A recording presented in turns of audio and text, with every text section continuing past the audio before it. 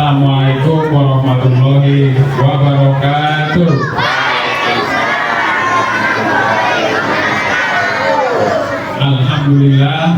Alhamdulillah wassalatu wassalamu ala Rasulillah. Asyhadu an la ilaha illallah wa asyhadu anna Muhammadan abduhu wa rasuluh. Adik-adik jemaah Nuris Al-Hidayah dan Al-Huda, apa kabar semuanya?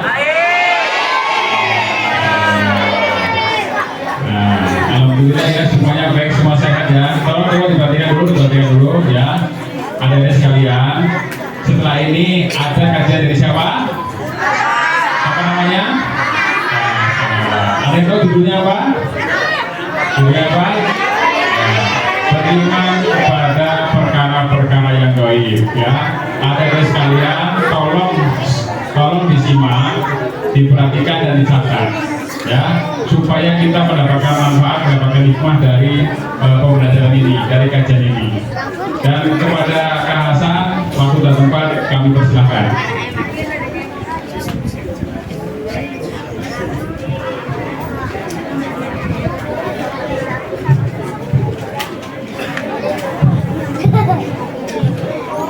Ya, teman-teman semuanya sudah siap mendengarkan nasihat dari Kak Hasan? Alhamdulillah. Siapa yang tidak membawa buku catatan? Tidak bawa? Ya, tidak mengapa. Yang tidak bawa berarti siap-siap menghafal ya. Ya, yang bawa catatan ditulis. Ya, kita mulai ya teman-teman ya. Kita mulai. Teman-teman, Kak Hasan pengen tempat ini 1 menit kosong dari suara. 1, 2, 3. Assalamualaikum warahmatullahi wabarakatuh.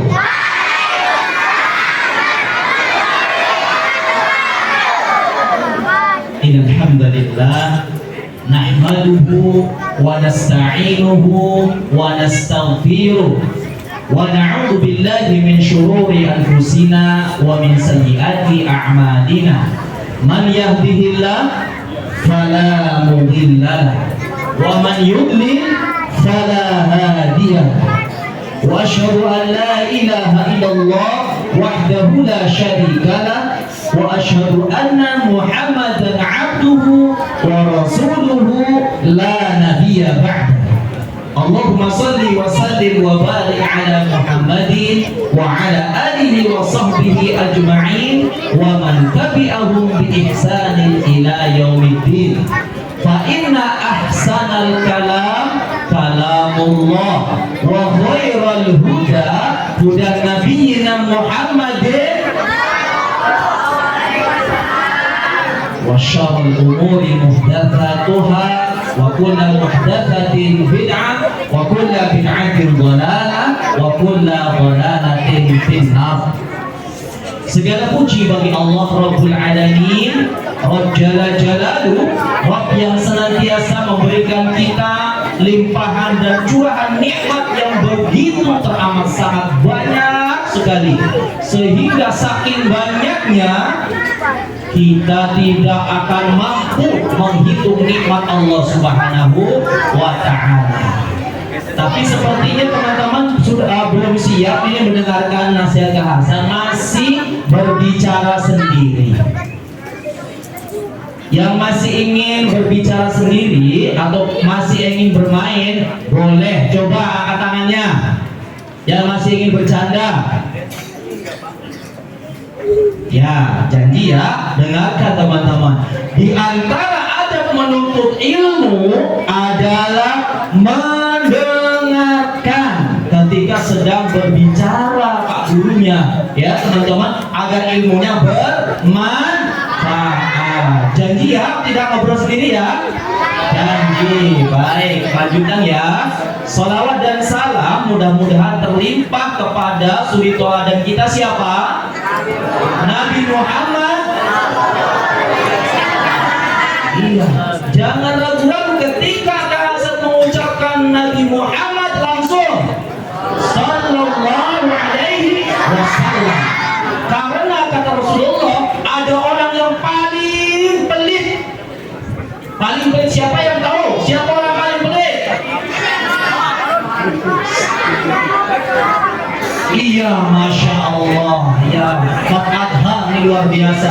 Orang yang ketika disebut nama Nabi, dia tidak bersolawat, itu orang yang paling pelit. Makanya kalau Hasan menyebutkan Nabi Shallallahu Alaihi Wasallam, iya, dengan nikmatnya kita juga dengan mudah-mudahan salawat dan salam senantiasa terlimpah kepada Nabi Muhammad Shallallahu Alaihi Wasallam. Ya, Kak Salah juga mengucapkan terima kasih, Kak Hasan mengucapkan terima kasih atas hadirnya teman-teman di sini, kepada seluruh DKM juga. Mudah-mudahan acara ini menjadi keberkahan buat DKM dan seluruh jemaah Mushola Nurul Islam. Baik teman-teman semuanya, tema kita di malam hari ini apa? Beriman kepada perkara gaib. Berbicara tentang perkara gaib, siapa yang tahu apa sih maksud dari gaib? Siapa yang tahu? Setan, hantu, iblis, kuntilanak. Masya Allah,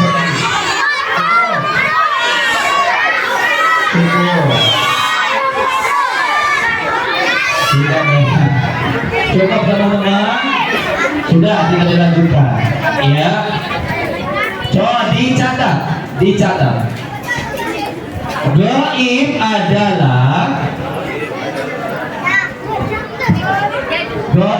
adalah segala sesuatu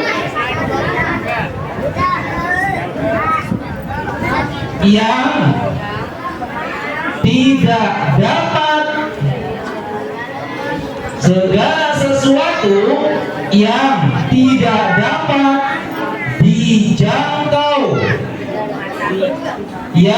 tidak dapat dijangkau oleh indera manusia.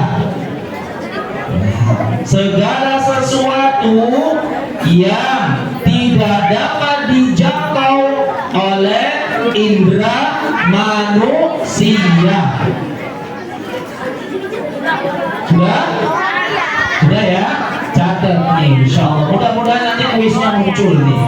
Gaib adalah segala sesuatu yang tidak bisa dijangkau oleh indera manusia.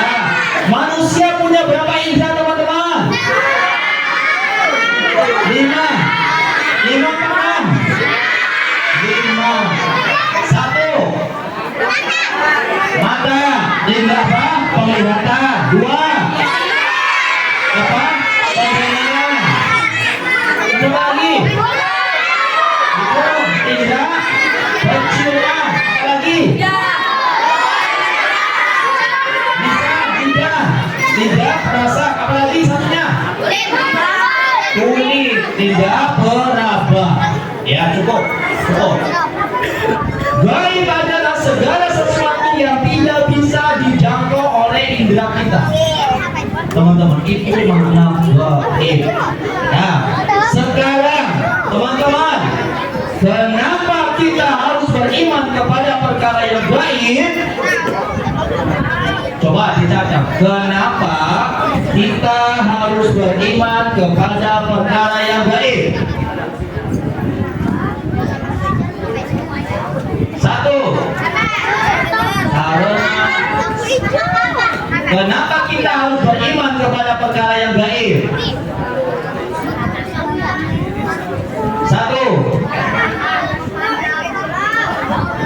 Beriman kepada perkara yang gaib, ciri-ciri orang bertakwa. 1. Beriman kepada perkara yang gaib, ciri-ciri orang bertakwa. 1. Beriman kepada perkara yang gaib, ciri-ciri orang yang bertakwa. Beriman kepada perkara yang gaib, ciri-ciri orang yang bertakwa. Dalilnya mana? Al-Quran surat Al-Baqarah, please. Ayat 1 sampai dengan ayat 3. Al-Baqarah ayat 1 sampai dengan ayat 3. Dalilnya surat Al-Baqarah ayat 1 sampai dengan ayat 3. Allah Subhanahu wa taala berfirman, Alif Lam Mim. Terus zalikal kitabu la raiba fihi hudan lil muttaqin alladzina yu'minuna bil ghaibi wa yuqimuna sholata wa mimma razaqnahum yunfiqun. Itu alasan satu saja ya. Alasannya banyak, satu saja. Ya teman-teman, setelah kita mengetahui bahwa beriman kepada perkara yang gaib adalah wajib, maka pertanyaannya teman-teman, adakah makhluk yang bisa mengetahui perkara yang gaib? Ada apa tidak? Ada siapa? Kucing. Tahu dari mana? Pernah bertanya sama kucing?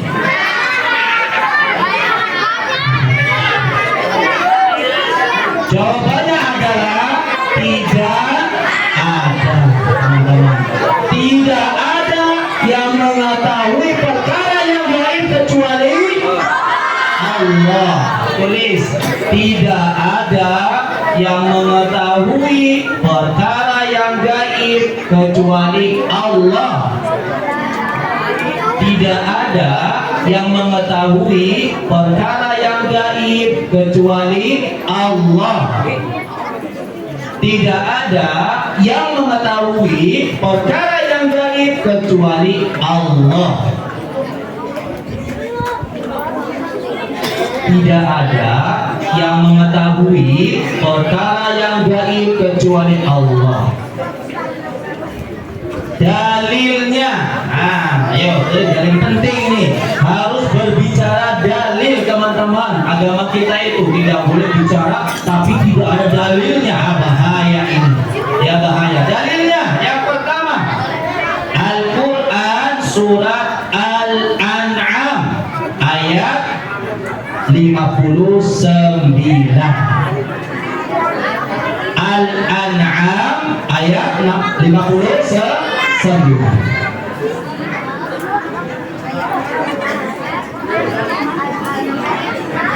Al-An'am ayat 59.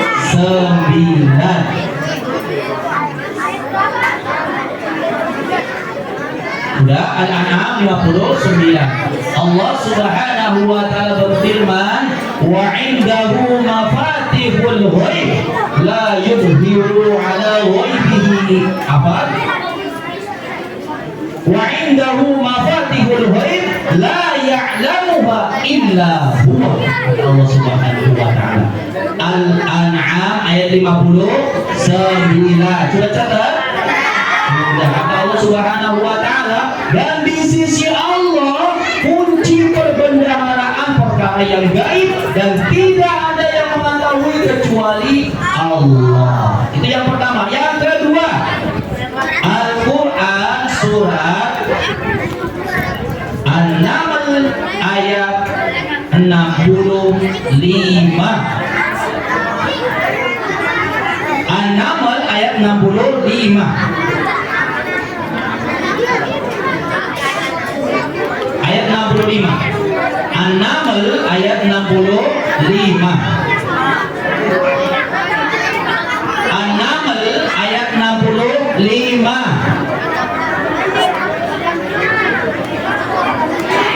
Allah Subhanahu yang kedua, surat An-Naml ayat 65. Ini dalil bahwa tidak ada yang mengetahui perkara yang gaib kecuali Allah Subhanahu wa taala.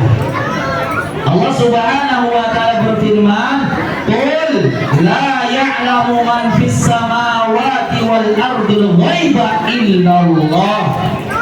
Ya, kata Allah, katakan wahai Muhammad, sesungguhnya tidak ada yang mengetahui perkara yang gaib, ya, baik di langit ataupun di bumi, kecuali Allah.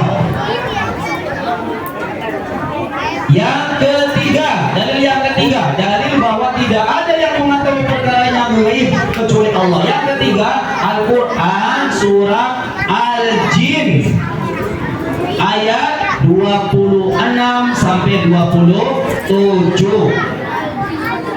Al-Jin ayat 26 sampai 27.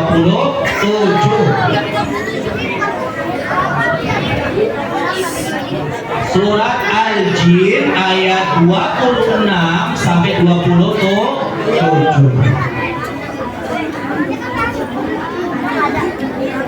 Ya, itu tiga saja ya, tiga saja. Masih ada lagi sebenarnya, cuma cukup tiga saja. Itu dalil apa teman-teman? Bahwa tidak ada yang mengetahui perkara yang gaib kecuali Allah. Allah. Baik teman-teman, sekarang saya mau bertanya lagi. Ada orang yang suka didatangi sama orang-orang bodoh, yang dia biasanya minta rezeki, minta jodoh. Biasanya datang kemana teman-teman? Dukun. Masya Allah, ke dukun. Pertanyaan lagi ke Hasan, apakah dukun mengetahui perkara yang gaib? Tidak mengetahui perkara yang gaib. Berarti kalau datang ke dukun benar apa salah?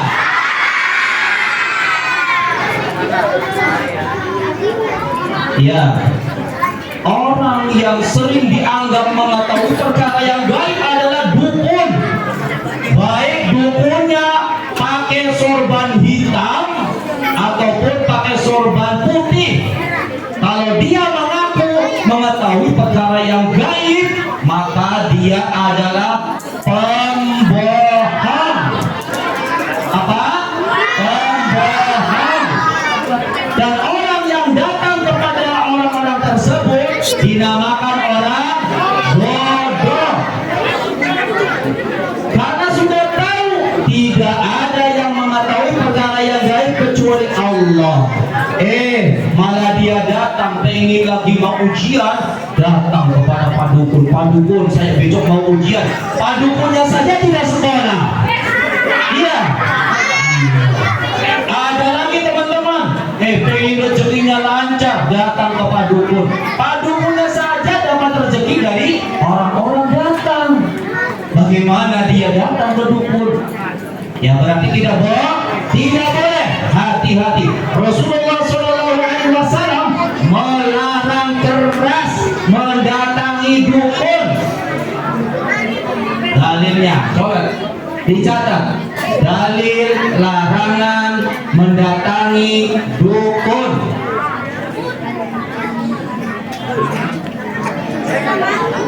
Dalil larangan mendatangi dukun.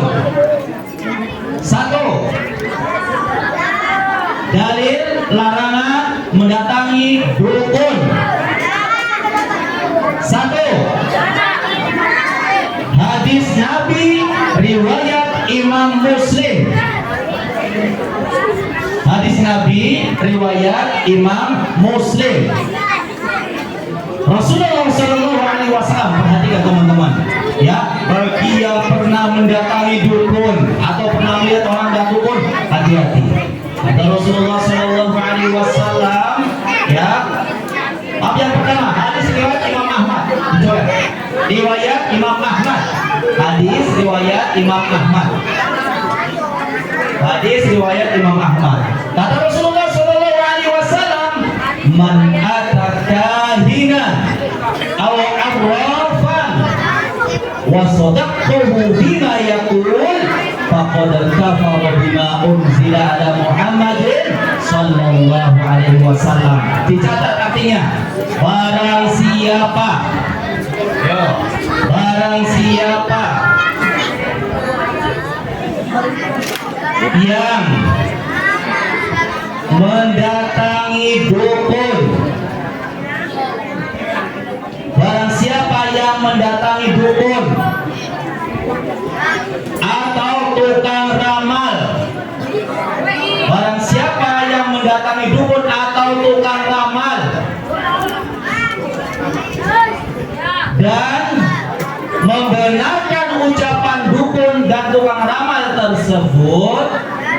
dan membenarkan ucapan dukun atau tukang ramal tersebut,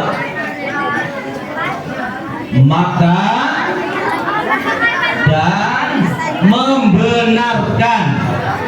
membenarkan ucapan dukun atau tukang ramal tersebut, maka dia telah kufur. Maka dia telah kufur. Maka dia telah kufur. Kufur masih belum selesai. Telah kufur terhadap apa yang diturunkan kepada Nabi Muhammad. Kufur terhadap apa yang telah diturunkan kepada Nabi Muhammad. Dia telah kufur terhadap apa yang telah diturunkan kepada Nabi Muhammad sallallahu alaihi wasallam. Nih teman-teman, jadi kalau ada yang datang ke dukun, ya, baik teman-teman, terus dia percaya dengan ucapan dukun tersebut, maka dia telah kufur. Hati-hati teman-teman, kufur terhadap apa yang diturunkan Allah Subhanahu wa taala kepada Nabi Muhammad sallallahu alaihi wasallam. Maka dosanya sangat besar. Hati-hati, ya, hati-hati. Itu yang pertama. Yang kedua, mungkin ada yang bertanya, Kak Hasan, kalau cuma nanya saja tapi nggak percaya, iseng nanya saja, bagaimana hukumnya? Hati-hati. Hadis yang kedua riwayat Imam Muslim. Hadis yang kedua riwayat Imam Muslim. Rasulullah Shallallahu Alaihi Wasallam bersabda, "Man ata arrafan," ya, kemudian wasa'alu an syai' lam tuqbal lahu salatun arba'ina laila. Tulis, barang siapa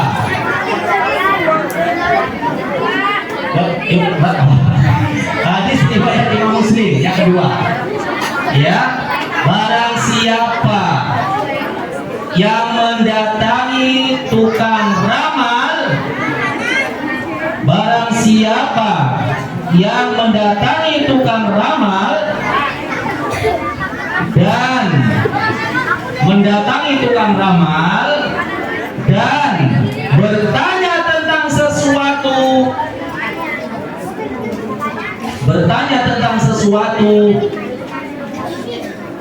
maka tidak diterima sholatnya selama 40 malam. Barang siapa yang mendatangi tukang ramal dan bertanya tentang sesuatu, maka tidak akan diterima sholatnya 40 malam. Mengerikan teman-teman, ya, mengerikan sekali, ya. Ini cuma datang saja teman-teman, tidak mempercayai, cuma bertanya. Hati-hati teman-teman. Barang siapa yang mendatangi tukang ramal dan bertanya tentang sesuatu, maka tidak akan diterima sholatnya 40 malam. Mengerikan teman-teman.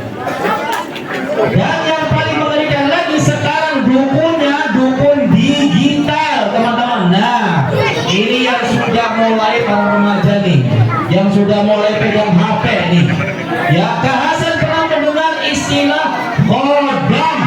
Nah, ada di sini.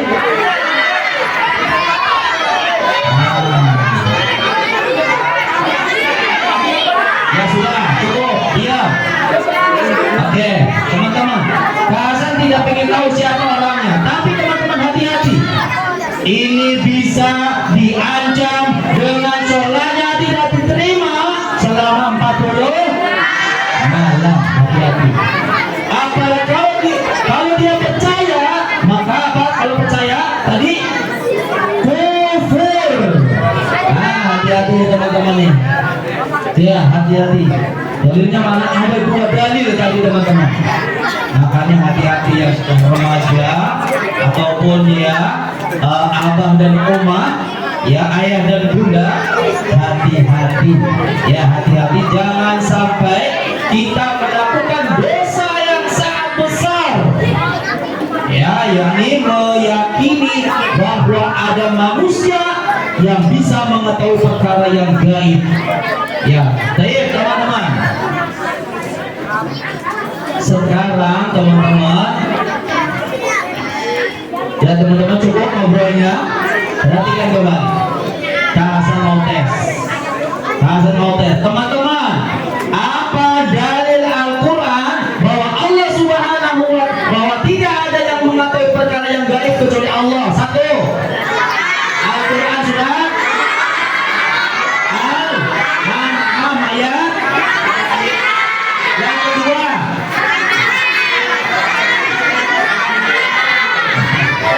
An-Naml 65. Yang ketiga,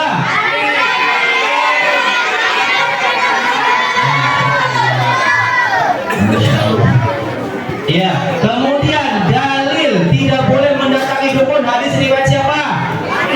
Ahmad. 2 riwayat. Bagaimana hukumnya kalau percaya pendatang dukun? Bagaimana kalau hanya sekedar bertanya? Tidak diterima sholatnya berapa? 40. Jadi hati-hati. Termasuk teman-teman ada juga yang tertipu. Ya, ada yang tertipu. Datang ke Pak Ustadz, Pak Ustadz, saya jodohnya belum dapat. Yang remaja ya, yang remaja. Pak Ustadz, saya belum dapat jodoh nih. Bagaimana? Kata Pak Ustadznya, kalau Pak Ustadznya bilang begini, bawa baju kamu ke sini ke Pak Ustadz. Nanti Pak Ustadz jampi-jampi. Ini kira-kira Pak Ustadz apa Pak Dukun? Pak Dukun. Tapi kalau remaja bilang ke Pak Ustadz, saya kepengen nikah. Coba kriteria wanita yang soleha seperti apa Pak Ustadz? Doakan Pak Ustadz. Boleh apa tidak? Boleh. Boleh. Tapi kalau datangnya seperti tadi, Pak Ustadz, saya pengen akhwat yang soleha. Pak Ustadznya bilang, nanti bawa ke sini ayam hitam. Boleh apa tidak? Tidak boleh. Berarti Pak Ustadz apa Pak Dukun? Pak Dukun. Meskipun kopiahnya kayak Kak Hasan putih, tapi seperti itu prakteknya, berarti bukan Pak Ustadz tapi Pak Dukun. Hati-hati teman-teman. Kalau tadi tidak ada yang mengetahui jodoh kecuali Allah. Ada lagi, contohkan lagi. Ada orang datang ya ke Pak Ustadz lagi. Dia bilang, Pak Ustadz, saya mau buka usaha. Bagaimana biar lancar? Kata Pak Ustadz, bawa ke sini bumbu masakannya. Mau Pak Ustadz kasih doa, boleh apa tidak? Mau Pak Ustadz jampi-jampi, boleh apa tidak? Tidak boleh. Tapi kalau datangnya ke Pak Ustadz, saya mau buka usaha, mohon doanya.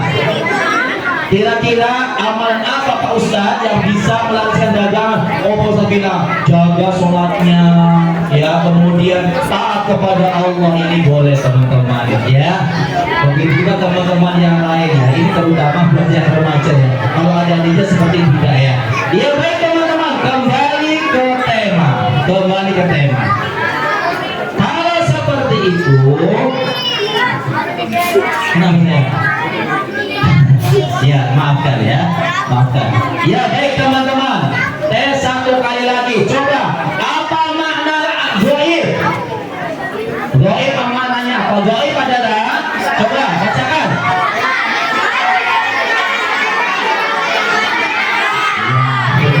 Alhamdulillah, bercandanya bisa dibaca ya. Jangan-jangan cuma satu aja nggak bisa dibaca. Barakallahu fiik. Ya baik teman-teman, kita lanjutkan teman-teman. Ada satu golongan orang yang dia tidak mempercayai perkara yang gaib. Ada yang tahu golongan apa namanya? Ada sebuah kelompok teman-teman. yang dia tidak percaya kepada perkara yang gaib, kata dia tidak masuk akal. Bahkan dia mengatakan tidak ada Tuhan, bumi ini terjadi secara begitu saja. Kira-kira siapa yang tahu? Siapa ini?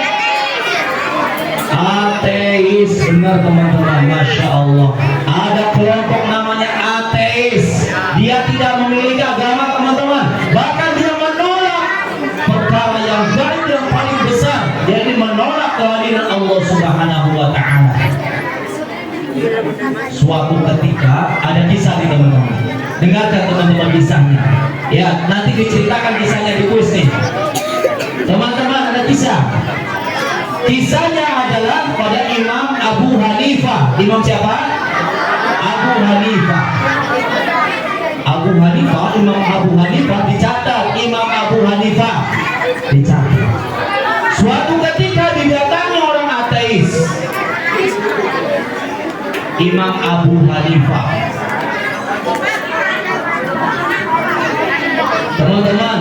Teman-teman, coba yang paham, yang mengenal 4 imam kita, imam madhab, siapa yang kenal? 1 Abu Hanifah. 2 Imam Hanafi. Apa lagi? 4 imam madhab. Masa nggak tahu teman-teman? Anak-anak, Imam Bukhari belum tepat, dicatat. 4 imam madhab.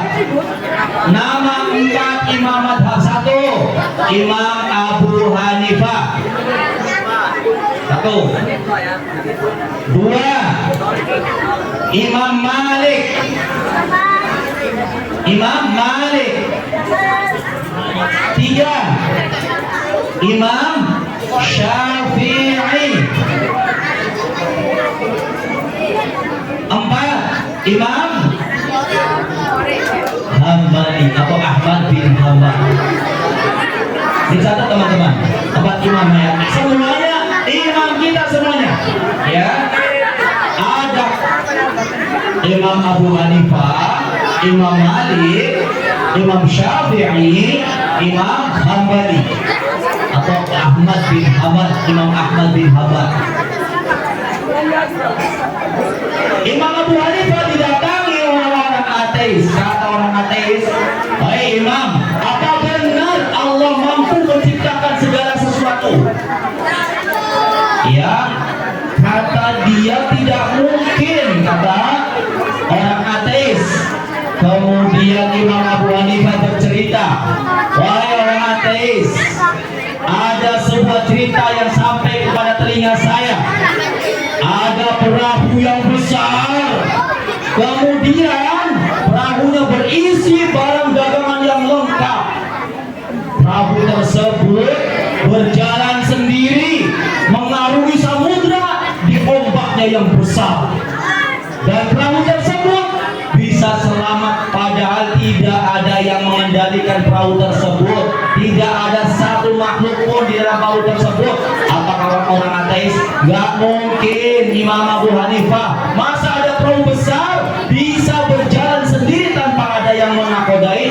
Maka Imam Abu Hanifah, "Wahai ateis, bukankah dunia ini ada laut, ada bintang, ada matahari? Mustahil kalau tidak ada yang mengaturnya." Maka ateis pun tidak bisa menjawab teman-teman. Hal gaib yang paling besar adalah Allah. Teman-teman, kita bisa melihat Allah apa tidak? Kita akan melihat Allah apa tidak? Pertanyaan beda. Kita akan melihat Allah apa tidak? Insya Allah, kalau kita masuk ke dalam surga, kita akan melihat Allah Subhanahu wa Ta'ala, teman-teman. Syaratnya kita masuk surga. Ya, syaratnya kita masuk surga. Jadi di surga nanti kita akan melihat Zat yang maha gaib, yaitu Allah Subhanahu wa Ta'ala, teman-teman. Jadi teman-teman, sekali lagi kita wajib beriman kepada yang gaib. Di antara perkara yang gaib itu mutlak, coba dicatat. Gaib mutlak. Gaib ada dua. Satu gaib mutlak.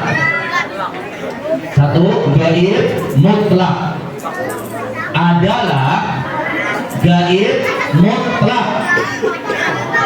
Gaib mutlak. Mutlak. Mutlak.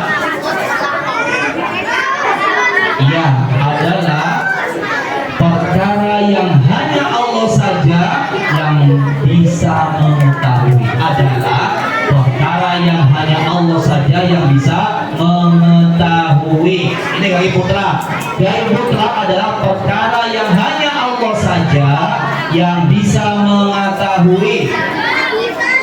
Contoh,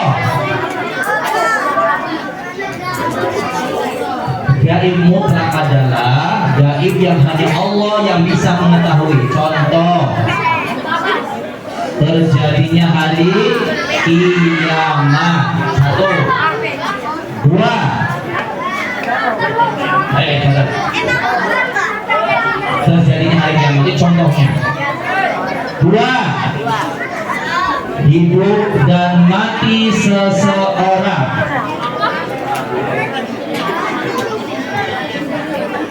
Tiga, rizki dan jodoh.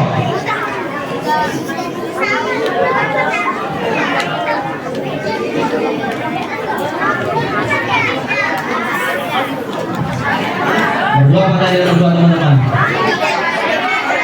Hidup dan mati seseorang.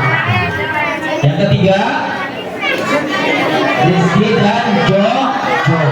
Itu tiga saja contohnya ya. Dicatat ya teman-teman. Jadi sekali lagi, kalau ada yang meminta rizki dan jodoh kepada selain Allah, berarti dia telah berbuat syirik. Kalau ada yang mengetahui katanya si fulan nanti hari Jumat akan mati, berarti dia berbuat syirik. Tidak boleh teman-teman ya. Kalau ada yang mengetahui kiamat terjadi tanggal 15 Oktober, maka dia telah berbuat tidak boleh ya, menurut Allah tidak boleh ya. Baik teman-teman ya. Jadi itu perkara yang gaib yang tidak bisa diketahui kecuali Allah. Apalagi yang bisa mencontohkan? Jin perkara yang gaib apa tidak? Jin. Iya, alhamdulillah teman-teman sudah cukup ya. Insya Allah karena waktunya sebentar lagi Isya, ya maka kita cukupkan. Mudah-mudahan yang tadi sudah dicatat bermanfaat. Ingat catatannya. Ya baik teman-teman. Ya Insya Allah sebenarnya masih banyak, tapi mudah-mudahan Allah Subhanahu Wa Taala bisa mempertemukan kita kembali di waktu mendatang dalam kondisi yang lebih baik lagi. Ya sekali lagi Kak Hasan mengucapkan syukur jazakumullah khairan, mudah-mudahan bermanfaat. Dan jika ada yang kurang, jika ada yang salah, maka Kak Hasan minta diberikan maaf yang sedalam-dalamnya. Baik, kita tutup dengan doa kafaratul majelis. Subhanallahumma wa bihamdika asyhadu an la ilaha illa anta astaghfiruka wa atubu ilaik. Assalamualaikum warahmatullahi wabarakatuh.